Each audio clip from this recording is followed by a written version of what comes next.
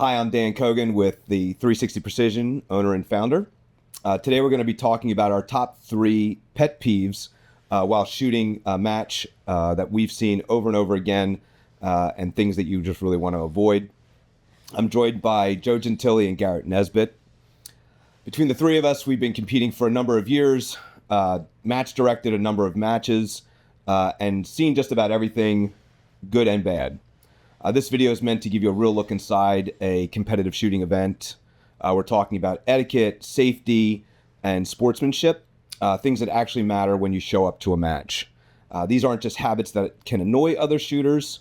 They're ones that make matches more enjoyable, can make matches less enjoyable, more stressful, and really sometimes are unsafe. So you may not agree with every point that we have to say, and that's fine, great. Drop your thoughts and comments in the section below. Let us know what we've missed, things that annoy you. We'd really love to hear from everybody and get everyone's feedback on that. Also, make sure you like and subscribe to our channel. Click the subscribe button and the bell. Really appreciate everyone's support on that as well. So without further ado, I'd like to introduce Garrett Nesbitt and Joe Gentili. Garrett, also known as Gary the Hammerhead, as his official title. So welcome, guys, today. Thanks for having us. Yeah. Always love having everyone in our new room and facility. So It's probably have what? How many years of experience between the three of us collectively? 2? I don't know. 1? 6 days? I think 6 days. Maturity of our second match, but probably collectively, Right. like, it's at least 20 6-7 years for each of us. Yeah, definitely. Like 2018 is when I think I really started to get into it, but I was shooting a little bit in 17. So I mean, You're probably talking close to 20 years. Then, Yeah, collectively between us. three of us. yeah, Definitely. So we'll start seen off. a lot of stuff. We'll start off with one thing that we all have in our top 3. I'll start off by just and basically it's dealing with an RO, right? So my biggest thing is not my number 3 on the list. Basically, is just arguing with an RO in general. When you're shooting at a match, realize that these ROs are volunteers almost all the time. They get nothing for their time that they're dedicating. They're just really giving their time back to the sport and giving a lot of time, basically, particularly if it's a 2-day match where they're sitting there for 2 days and they're just a lot of times sitting on glass for the most part and managing shooters and trying to herd a bunch of cats as we call it going through. So giving them grief when all they're trying to do there is be supportive, to me, is just a real big pet peeve that I see. I don't see it a lot. I won't say that this is like a common occurrence thing, but when it does happen, it's one of those things that I really dislike seeing somebody that is being mistreated, I'll say, for some decisions. So I know you guys all have... Well, I get it too, because it's hard, right? Like when you go to a match, it's like you have that competitive spirit, that competitive nature, and you want to do well, right? So like when you go onto a stage and you don't shoot as well as you want, or you don't hit as many targets as you want, then it's easy to take that and like put it on somebody else. And I think that's like kind of the biggest thing, right? Is like staying in that mindset of like, hey, everybody's here for like-minded reasons. We're here to have fun, have a good time, but also be respectful of everybody that's, helping put this thing on. Yeah, I think it's important to note that they are volunteers. It's very rare that ROs ever get paid or compensated in any way. And what their day looks like, I mean, they're going from the minute the first stage starts, and chances are they don't get a break. Maybe the match director or somebody comes around to let them go to the bathroom, and hopefully somebody brings them something to eat. Yeah. But they're on the whole day. So, I mean, it's an intense responsibility. And if you're on glass, you've got to really be paying attention, because, you don't want to miss anybody's shot. And believe me, they don't want to miss your shot. They want to call it correctly. So be polite to your RO. If there's some disagreement of some sort, careful how you address it. Yeah. I mean, really, it becomes down to that you just want to bring the match director, and if there's some disagreement, the RO really isn't there to kind of make that dispute. Don't start getting upset with them. It goes down to the match director to make any final decisions. So if you have an issue, bring it up with them. Stay calm, relax. It is what it is in the sport. But just realize the ROs are there, donating their time and really deserve to be thanked and for everything that they're contributing. Because without them, it's difficult to run matches without ROs, particularly a 2-day match without an RO. Definitely. So that it's very beneficial having them there. So we had, we'll go to Garrett's. You said about edge hits on that. Yeah, that specifically. Kind of in a similar vein, and it's probably been something it's probably been more prevalent recently, right? Because as the skill level, like the general skill level grows, because I think all three of us have talked about this, where PRS has gotten ultra competitive the last few years, especially, right? Like dudes coming out of the woodwork and are just like, how are you this good kind of thing. And it's really been more prevalent, I would say, the last couple of years, where it's everybody's arguing edge hits, right? The thing that I see the most is you're shooting well, you have a good day so far going on, you get up on a stage and you miss a target off to the right, let's say by a half mil or a seeable distance, noticeable, right? A noticeable distance. Right. And it's everybody's first thought now is, oh, that was an edge hit. That was an edge hit, right? Because I didn't miss that target by that far, right? And granted, I think there are certain shooters that deserve that benefit of the doubt, right? When you're that experienced, when you see a target, kind of just wiggle a little bit, and then that round impact somewhere else on the berm, sure, that could be an edge hit. Or you're watching trace. We said, look, if you're watching trace, and the trace is going right in, it looks like it's going to be, and all of a sudden you see a splash, way off to the right. Yeah. Well, it had to have hit and been off to the right. And an experienced spotter should be able to spot that. And you're going to see some target movement. Where I start to really question that is when it's the same guy telling me twice or three times in a match that they've got an edge hit, and it was 4 mils over to the left or whatever. And it's listen, dude, the probability of you striking the edge of that target, that finite edge that's going to send it that far over, it's an anomaly. Flyers are thing. Yeah. It's a thing, you know what I mean? And yes, our guns are incredibly accurate, and most of the time they'll print in one hole, and maybe the wind didn't change, but there's a lot of other things that go into that. Right. If you canted your rifle, it can seriously throw it to the left. Bad trigger pull. Bad trigger pull is, yeah. So there's a lot there. And then, if you're arguing with the RO over a point, or you want to reshoot or something like that, and that's where you can really start to affect everybody at the match. Right. And, kind of bring down the whole mood. I think we had talked about that, right? Where it's if you get off the stage, mention something, because it's fair for you to bring that up, right? Bring that's it up. The whole point of arbitration, right? Is to be hey, I thought that I had an impact on this round, but don't let it impact your shooting during the stage, right? I've seen it all too many times, absolutely, where they're that was a hit, and then they get all flustered on the stage, and then it throws off the rest of their stage, right? So if you see that happen, that's fine. Bring it up after the stage, mention it to the RO, ask the rest of your squad, because probably you're gonna have 3, 4, however many other guys on glass at a time that probably saw that. So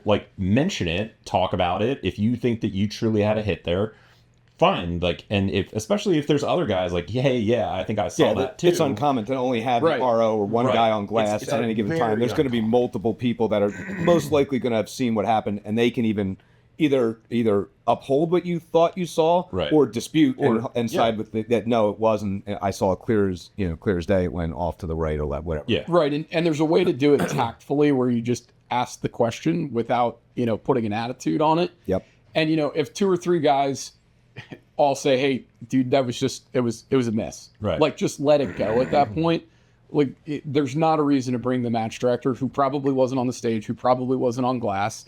At that point, it's just it's a pissing match to see whose word is going to be taken, right? And if there's 3 guys saying it was a miss, then it's a miss. Move on. Don't spoil the match for everybody else, or create an argument, because it really does detract from the whole day. And it holds up. It holds up. Yeah. It can. If you call in a match director, that's going to take. He could be off somewhere far away, and be in the middle of something else. You're now going to delay. Maybe it's 10 minutes. You're slowing there, and then you're not just slowing your own squad down. You're slowing down everybody in that entire match at that point. Right. And I mean, we mentioned that the ROs are volunteers. Most match directors don't make too much off a match. They're doing it out of the goodness of their heart too. Yeah. So I mean, if they've got to take time out of their day to have an argument with you, and most of the time this stuff is pretty cut and dry. It's like, I'm going to go, as a match director, I'm going to go generally by what the RO believes. You know what I mean? If it was against the rules, if it was a miss, if it was whatever, I'm going to default with what the RO said. If there's somebody that can side with the shooter, I'll hear it out. But, chances are it wasn't there. I'm going to go with what the RO is thinking, especially if they're firm in their conviction. If they're like, hey, I don't know, I'll, of course, lean in the benefit of the doubt of the shooter. But, it's so rare that happens. And when you start seeing the same people that are arguing that again and again and again, right. It's like, dude, just take the L. It's right. fine. Take the L. Yeah, I mean, it's because we're all shooters. Right. Right? Match directors are shooters. ROs are typically, are shooters, right? So we're all shooters. We all want to side with you, basically, as the shooter. And you've been in that situation. And we've been in that situation, exactly. My Instagram handle is I want to reshoot because I think it's so cringe to even ask for one. Well, I've asked for one. I've been there. You know what I mean? And when you're in a zone and somebody give you, in my particular situation, I got a stage brief that was totally wrong. I asked for, an indicator of like, where is this target? And it was an orange cone. Well, there's like 5 orange cones out there. So yeah. It's my bad for asking a dumb question, but also the RO should have known that, that was not the right way to describe where the target was. So, I mean, we were at a match one time and I remember, and I was very disappointed at this particular match director for allowing a reshoot where the shooter ignored the stage brief, wasn't there. Like, that's your choice, right? You don't show up for the stage brief. The guy's going through and he tells you, and he was the last shooter. So basically everyone had shot and shot it properly, and he shot them out of order and then got a reshoot out of it because he was like, well, I was told wrong, or the match book was wrong. Too bad. Deal with it. I mean, that's at that point, it's like, that's not a reshoot. That's just right. Especially if you had an opportunity to watch 5 or 6 guys go. It's not like you were the first shooter of the day or the stage. Right. Like, or something was confusing somehow. And even then still, like, if I know that I've given a clear brief and there wasn't any question, other guys were able to do it without issue. Right. It gets difficult to award guys points or give them the opportunity to reshoot it at that point. Yeah, 100%. Kind of goes into the second point, right? Of like, I think like throwing temper tantrums when things don't go your way, right? So like, we kind of touched on it before, like, don't let it impact your, like, when you're up on the stage shooting a match or shooting a stage, don't let, something that happens during that like time frame throw off the rest of your game, right? Because I've seen it all too often where, they think that it's a hit, they get all flustered, they don't like, how the rest of that stage is going to go, and then they get off and they're ready to freak out, right? Unless you're Matt Tuzo, in which case continue to freak out because that's like my greatest entertainment match. Right. We love you, buddy. We love you, man. We're never calling anybody out on the show. But yeah, nothing makes my day more when I see a full-size game changer fly about 100 yards. Right. Yeah. Yeah, I've seen 100 yards. Wow. I've seen ARC mags. You can rocket them. I've seen ARC mags get launched into the woods at New Holland. Probably on more than one occasion. But it's just, having something not go your way, not getting as many points as you wanted, or not hitting as many targets as you thought you should, shouldn't result in you coming off and basically throwing a tantrum or not having that good spirit, right? Like when I have a shitty stage, I generally get off and laugh, right? It's like, God, that was a dumpster fire, right? But it's like being able to kind of like get off and move on and go on. And just don't take yourself too seriously. Right. I mean, be there to have a good time. Yes, learn, expect a lot from yourself. That's what we're all there to do. But when it doesn't go your way, just learn from it and take it on the chin and water off a duck's back. And how many times like have you seen somebody have like one bad stage and then the rest of their day just goes to shit? Well, I mean, I had Ryan in here Ryan Beck talking about. And I said, like, hey, it's a mental 50-50 between mental skill. And he's like, no, I think it's 80-20. It's 80% mental. So if you let that mental game go, you're somewhere, let's say, between 80 and 50-80% of your mental game. As soon as you let that go, man, you're just going to have a terrible day regardless. So not letting it roll off your back and being like, hey, you watch golf and everything else, Tiger Woods and so forth. Like you got to forget like that's in the past. Like I'm moving on to the next, right? Yeah. It's just whatever it is. So getting upset at an RO and throwing a temper tantrum or getting, really upset or something like that, throwing gear, really not. And one of the best matches I ever shot, the first stage of the first day of the match, I got like a 3 on the first stage. And I was like, in fairness, that's pretty regular. Dude, I mean, yeah, it's not totally out of character. That was a good score. Yeah. that was Joe's best score of the day. Anyway, long story short, I brushed it off, and I wound up having that was the highest scoring 2-day match I ever had, which still wasn't that impressive, but it was my best match, personal best. He came in second to last, and it was awesome. Personal achievement. Personal achievement. I Always wasn't setting last. goals. Always setting goals. Yeah. No, and then the last one that I had was is worrying about what everybody else is doing in a match, right? Like, and again, like the kind of the common theme here is that all of this can like play into each other, right? Because it's like, you get off a bad stage and you're not in a good headspace, and then you hear somebody come over and you're like, how many points are you down? Like, oh, I'm having a great day. I'm down 4 points for the day, or whatever. And not having to worry about somebody like everybody shoots matches differently, right? And I think that not worrying about what everybody else is doing, worrying more so about yourself, what you can control, that kind of thing, is way more important, right, than worrying about where you stand in a match, right? Like, let all the chips fall where they may, and see where everything kind of ends up at the end of the day. Like, there's not anything else that you can do. And I've seen it all too often where there's guys, coming up. I'm not going to name names, but we all know who they are, right? It's like, how many points are you down? And it's like, dude, I don't know. I will lie to you if you ask me. I will lie to you. Right. 2. Yeah. 2. No, I'm clean to the Clean. death. Clean. I haven't dropped a shot yet. Can't miss. I don't know. Either that or it's like where it's like dialed in. The humble. It's like, dude, I'm having a terrible day. I'm having a terrible day. Right. Yeah. Like, not me today, man. Not me. This isn't on our list, but what about like, because I was watching something recently. I was talking about sharing win calls. Like I've always felt, except for matches where it's a very high competition level and you're competing against somebody else, I've always shared my win call. Like particularly I'll share my win call, but I'm going to tell you in miles per hour, and I like to do it to see what you think versus what I think, and then how it goes. If you tell me in mils, it doesn't mean anything, right? It doesn't mean anything for my gun for this. But what I do think people should do is if you're going to share wind calls, share in miles per hour so that you actually learn how to call wind, right? And get a consensus of like what's happening downrange instead of I held 3/10 left, because that's just lame. Like, look, and if you're anybody that's shot a match, like generally anybody that's shooting a match has, you have like the rest of your squad collectively watching on glass, watching what's going on. Like everybody's kind of like talking and you have a general idea of what the win call is going to be, right? So like you have to have the presence of mind to be like, all right, I know that this is what's going to end up, right? If everybody's saying 2/10 left and you're shooting a faster gun or a slower gun, then make your adjustment from there. Where I take issue with it is like, somebody finishes shooting, a stage, they're like getting their rifle, putting their chamber flag, and it's like, what's your win call? What's your win call? They're like trying to, pick up brass and, get off the stage. And it's like, dude, like give it a break. Like you should have had some idea when you're going up to the stage in the first place of like where you're going to start, like that kind of thing. Don't just wait for the guy in front of you to be like, oh, this is what you need to hold. Yeah.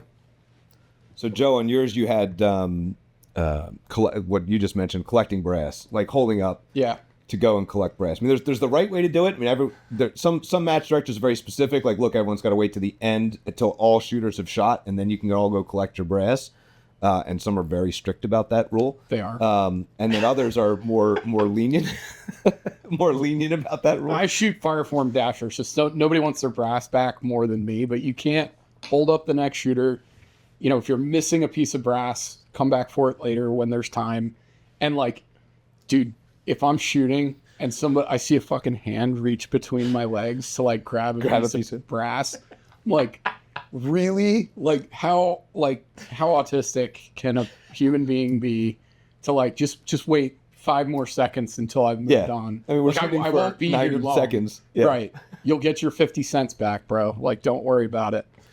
I want you to get it back too. Like I said, I shoot Fireform Dasher. Like I want my brass back as bad as anybody. But like there's a way to do it that's tactful, that's not interrupting other shooters or match flow. That I mean, typically you're shooting with somebody else. Like, hey, if you really need your mat or your brass back that much, hey, go have another shooter go collect it. Either follow behind you and collect it, like as you're shooting, right? Or as soon as you're done and you're collecting all your stuff and putting your chamber flag in and so forth, have them go pick up your brass, right? Yeah.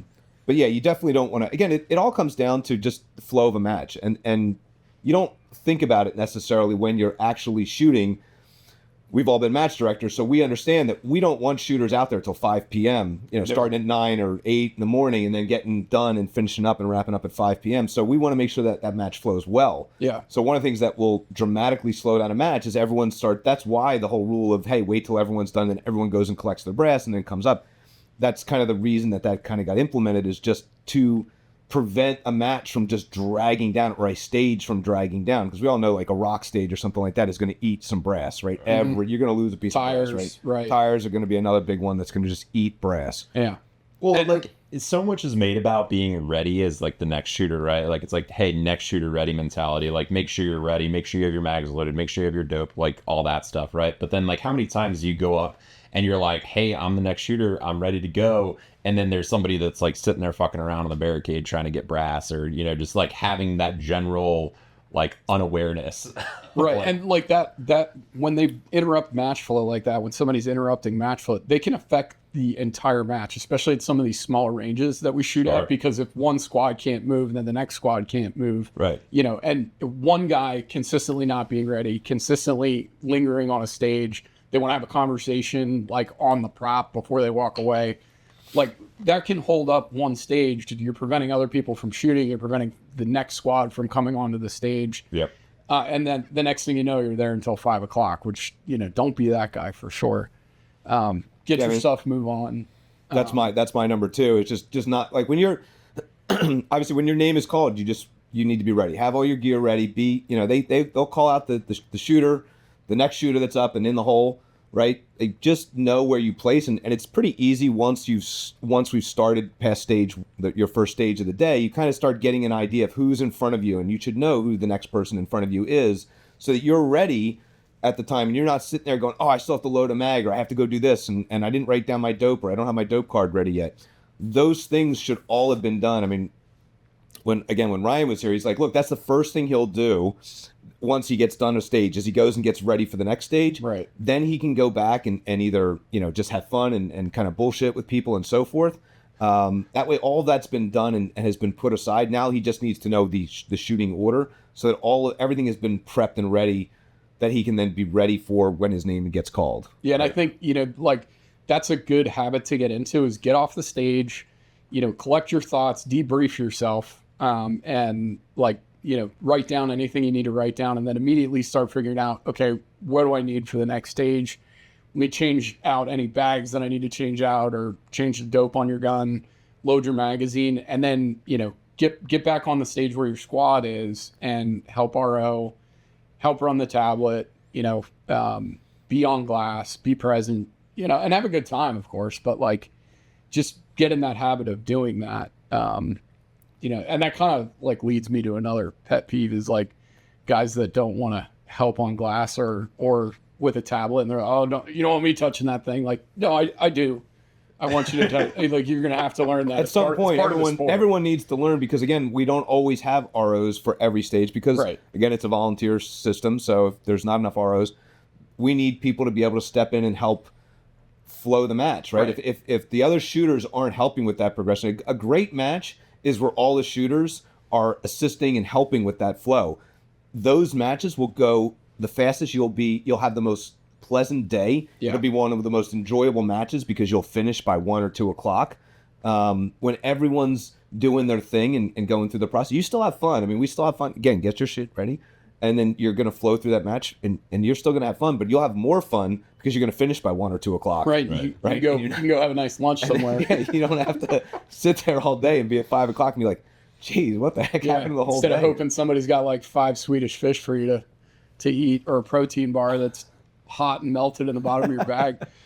Like, let's all finish up early and support those ROs that are volunteering, because you're eventually going to be in that position. If you are in this sport long enough, you'll be an RO.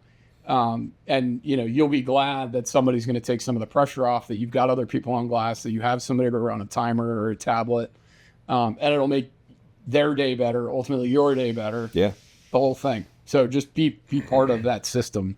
One thing I just want to mention too is like this applies mainly to experienced match shooters, right? Like if you're a brand new shooter like that's just coming into PRS, we don't want to make it sound like it's like this whole big giant like, hey, you need to adhere to this, and this. Like everybody there is collectively going to be super helpful, right? In general, everybody's going to be super helpful. You're not expected to know every single rule or every single piece of etiquette, right? Like people are going to be there to kind of coach you along. But just make sure that you're picking up on that stuff, right? Like it's kind of like one of those things where it's like we all had to start from somewhere. We all shot our first match at one point. We were all dumpster fires, right? Like no one just starts shooting PRS and is just, immediately knows what's going on, right? But yeah, most of these pet peeves come from not the shooter that's the new shooter. Right. It's the guy that we know has been there and has shot numerous matches, and he's still doing things that, like, look, you should have picked up on these things just as common courtesy. Again, safety, etiquette, all those things. Like I was talking the other day about somebody. Like, look, it's like in golf. There's no rule that says like, hey, I can't on a putting green. I can't walk in on your line. Right. But no one will do that, right? I mean, if you do, like that, you're a beginner. Yeah. If you're an advanced, if you ever watched a golf match and some guy walked on somebody else's line, you'd see like everyone would go nuts. Yeah. It would be crazy. It would be a gas. Oh my God, what the heck just happened, right? So those are the things that we're talking about that are like, look, from an experienced person, we don't expect these things. Like these should be things that you've picked up on. Right. After a few matches, and I don't ever really see kind of newer guys doing this. Usually most guys that are pretty new are pretty humble for a while. So like it's not something that I'd like that's got to be corrected all the time. It's honestly the guys that have gotten comfortable and, maybe this is their second or third season and they start to kind of let some of the etiquette slip. Yeah. There's ones and twos that like, can't read the writing on the wall. So, or like as a new shooter, like if somebody's trying to help you, right? Like, especially if you don't know what you're doing yet, like just say thanks. And, if you don't want to take the advice, you don't have to take it, but you don't need to give attitude either. Like that's like weird when new guys don't want to like get help from somebody that's like, Ryan Beck or a Zach Yeager or something like that. I'll see those guys like mention something like, hey, like, this, and some guy will be like, okay, whatever. And it's like, I don't know. I'd listen to him, Yeah, it's funny when Ryan and I were talking, it was that men, why women sometimes are better is because they'll accept that criticism much easier. They don't have the ego that goes along with a lot of guys. Yeah. So when a Ryan or when someone a good shooter comes, they're like taking that, they're like sucking that information in, whereas like we go and like, oh, I know, I'm a man, I know better, right? Type of thing. Yeah. And they can be great shooters because they're willing to accept that criticism or that knowledge that just we won't sometimes we're just pig-headed. I have a perfect example. I have a quick story. So Chance Norris, everybody knows him as QU Cowboy, right? He just wears head to toe QU kind of deal. First match he shot was like 2020, 2021, sometime around then. Came and shot the War 2 day, right? And he was like brand new shooter, never shot like a match before. And it was like, I'm just going to show up to War, And it's like, I think he had bought some, like a rifle scope. Or a scope. No, he bought a scope. Yeah. And he was like, hey, man, like, if you can, come up on Friday, train up day, give me a hand. And you were like, hey, I'm not going up, but Hammerhead's going to be up there. Like, just meet him. And, so we're like, laying there on the dope line or, shooting out to, just training up. Yeah, train up day.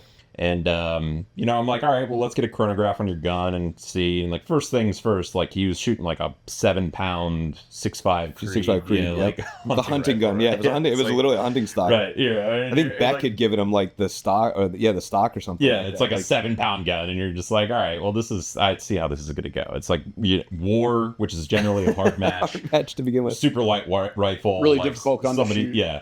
So we're like, all right, well, let's get a chronograph on it, so we put the chronograph on it and, it's like, he's got like a spread of like 300 feet per second or something like that. Right. And I'm sitting here like, all right, this is going from bad to worse, like real quick. I'm like, hey man, let me take a look at your brass. And he's like, all right, yeah, here you go. You know, I was like, all right, so what bullets are you shooting? He's like, oh, well, I got some 140s, some 147s maybe.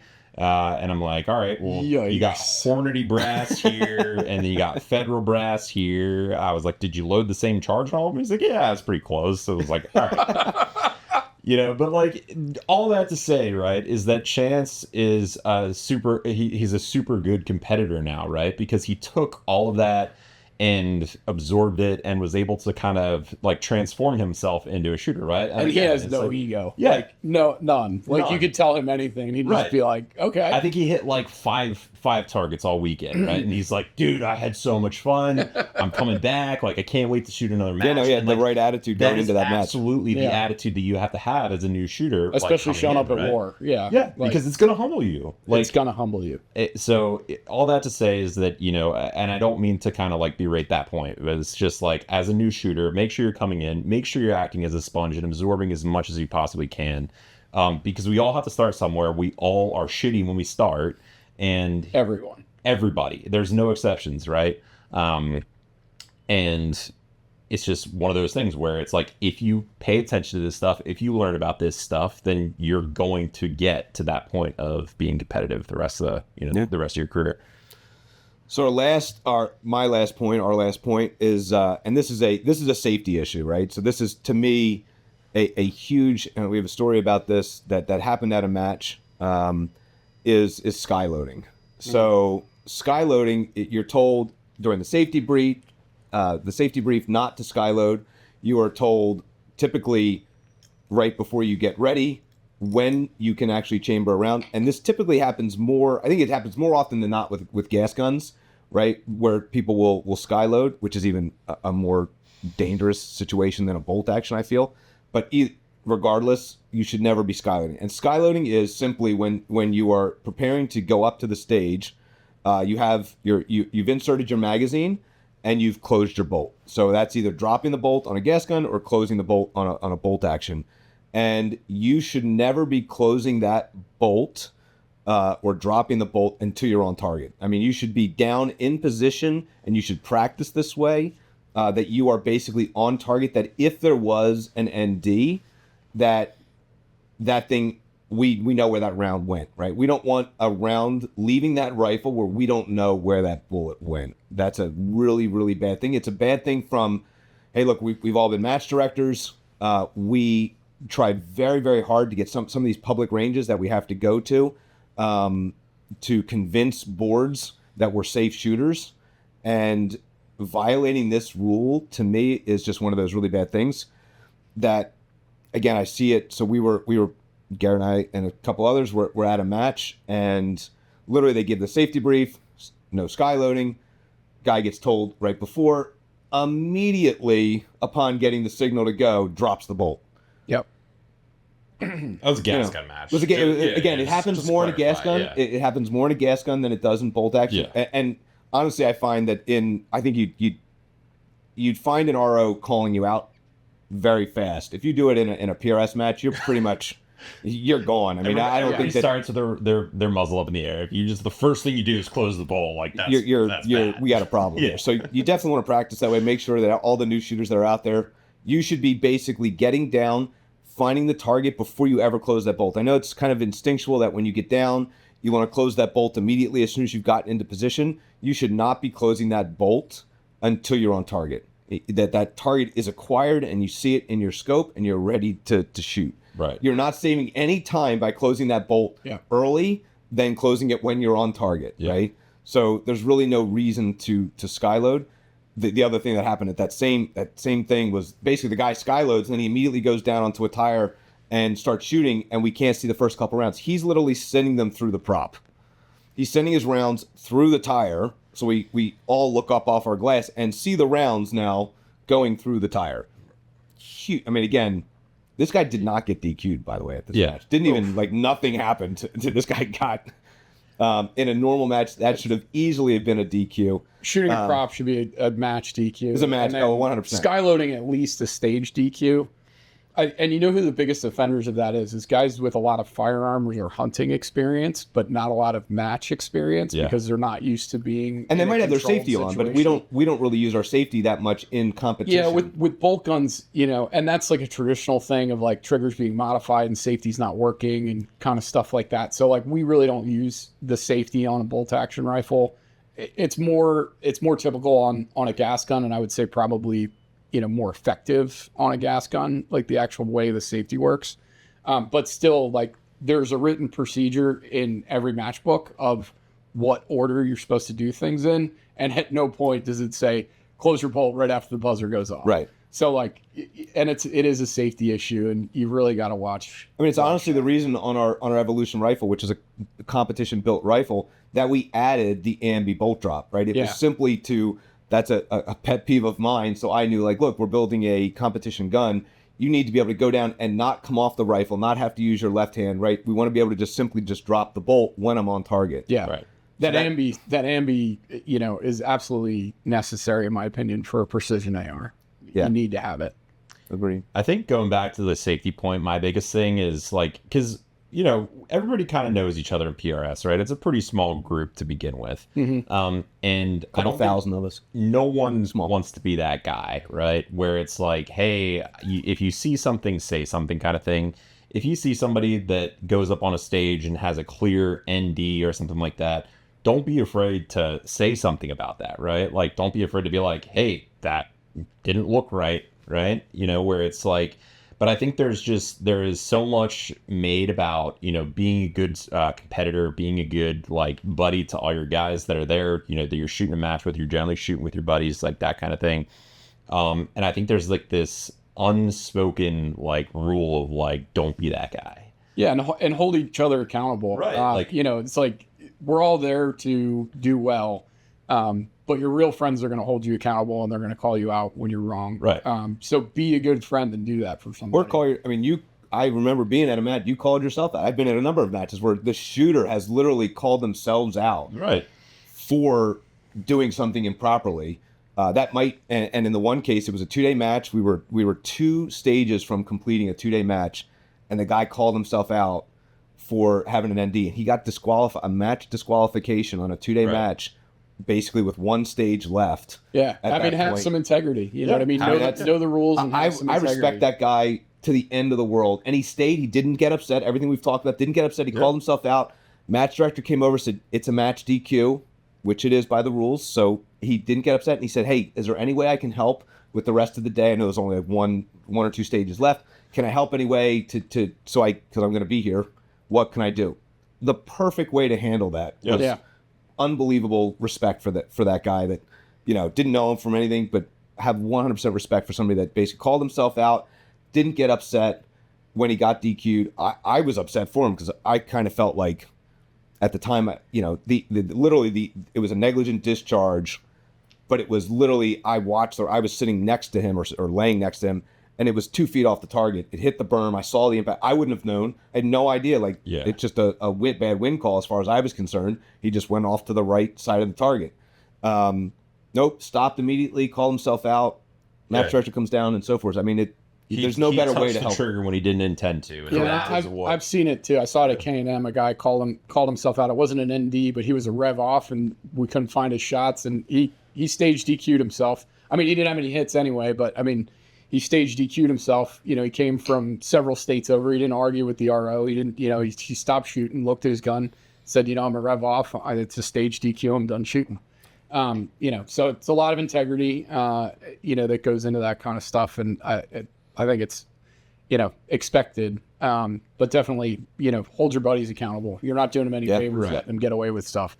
And the number one reason why ranges get shut down is because rounds left the property. And I've seen it happen for real, where rounds actually left the property and a neighbor's house has a bullet hole in it or something like that. And I've seen it where it was faked, right?